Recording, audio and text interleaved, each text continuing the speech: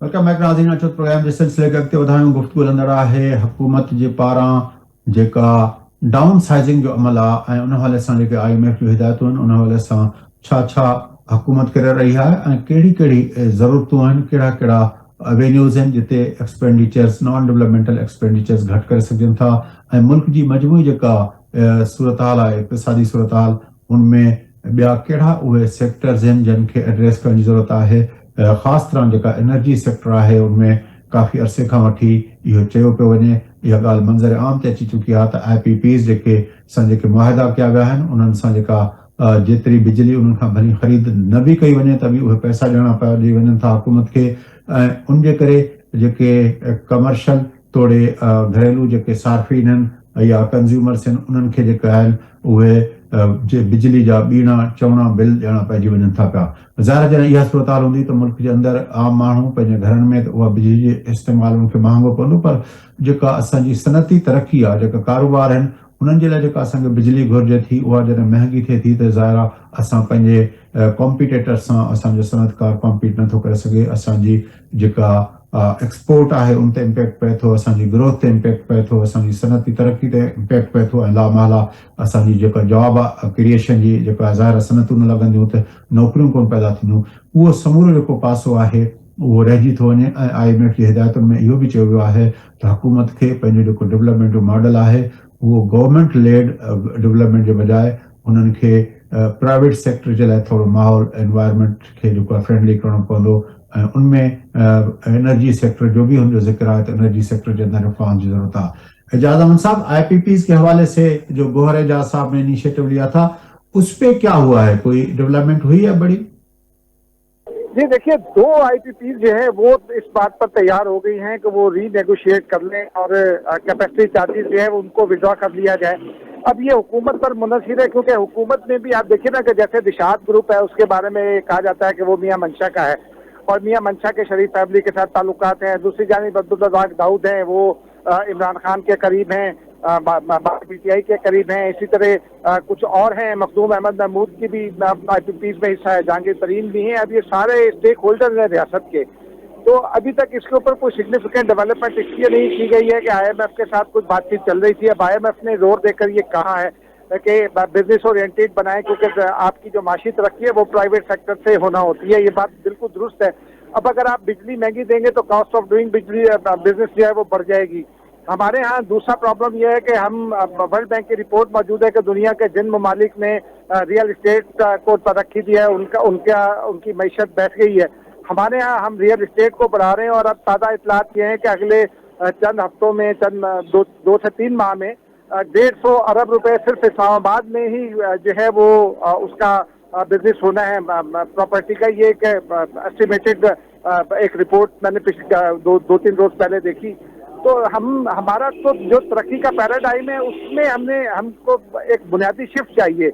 वो बुनियादी शिफ्ट हम जब तक नहीं लाएंगे, हम बिजली सस्ती नहीं करेंगे, हम गैस सस्ती नहीं करेंगे और हम जो बिजनेस के लिए जो दरकार NOCs होते हैं उनको बेहतर नहीं करेंगे, हम रियल एस्टेट से तवज्जो प्रोडक्शन सर्कल की जानिब नहीं लेकर आएंगे, उस वक्त तक हमारा प्राइवेट सेक्टर तरक्की नहीं करेगा। लेकिन दूसरी जानिब एक और भी इशू है कि हमारा प्राइवेट सेक्टर भी जो है ना वो मनी माइंडेड है।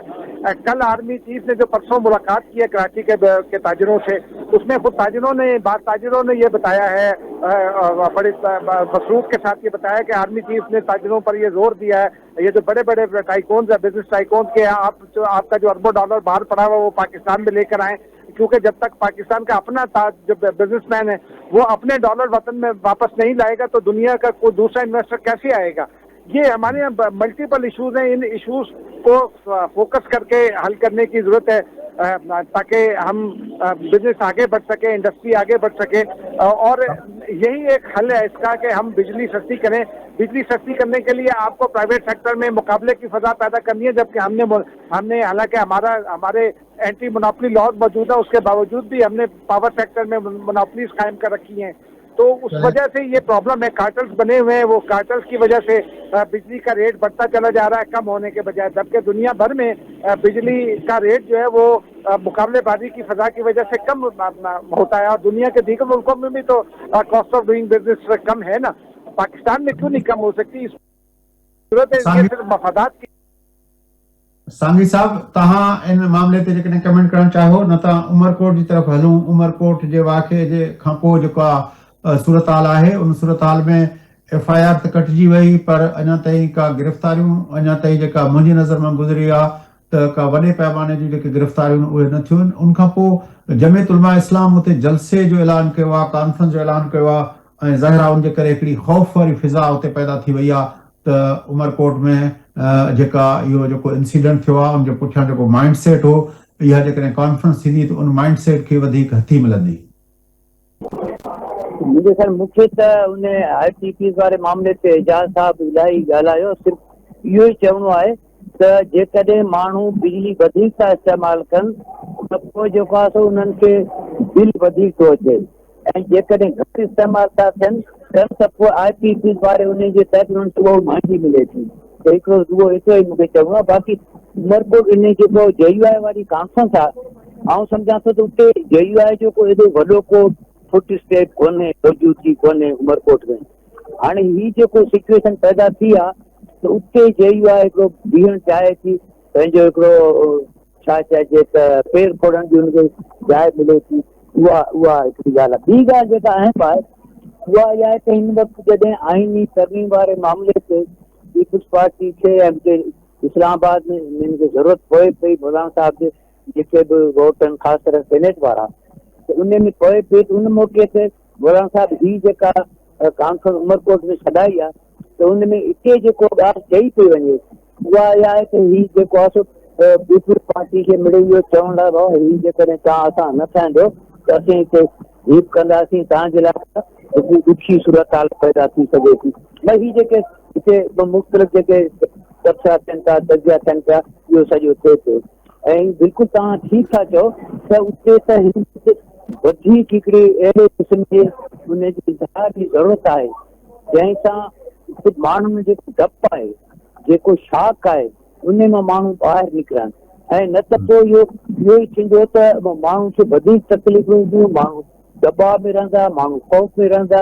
ऐं उहो मौलाना साहब खे हिकिड़ी सियासी जमात जे तौर ते उहो ठीकु आहे, जेके बि हुनजा नज़रियात हुजनि उहो बिल्कुलु सुठी ॻाल्हि आहे, उहो रखणु खपनि। ऐं जेके बि मज़हबी शयूं उहे बिल्कुलु थियणु खपनि, उहो बि सुठी ॻाल्हि आहे। पर हिन मौक़े ते उहो जेकॾहिं करणु जेको आहे उहो हिकिड़ो वधीक जेको तकलीफ़ थिए थो, ऐं जे तौर ते हुनखे हिकिड़ो बिहेव करणु खपे। कॾहिं ऐं मौलाना साहब ऐं JUI जो हिकिड़ो ट्रैक रिकॉर्ड बि आहे त हुन इलाही मौक़नि ते जमहूरियत जे हवाले सां या अमानगी जे हवाले सां उन्हनि ॾाढियूं ज़बरदस्त शयूं कयूं आहिनि। त उहा शइ हुनखे हिकिड़ो स्टेटमेंट जे तौर ते, पॉलिटिशियन जे तौर ते, उन तौर ते ॾिसणु खपनि। उहो वधीक इम्पोर्टेंट आहे कंहिं वक़्ती फ़ाइदे जी तरफ़। आपकी बड़ी मेहरबानी सांगी साहब, एजाज अहमद साहब, आपकी बड़ी मेहरबानी। नाज़रीन, प्रोग्राम जो वक़्तु पूरो थिए थो। पंहिंजे मेज़बान फयाज़ नाइक ऐं असांजे ॿिन्ही पॉलिटिकल एनालिस्ट यानी सियासी तजवीज़नगारनि खे इजाज़त। सदाईं गॾु।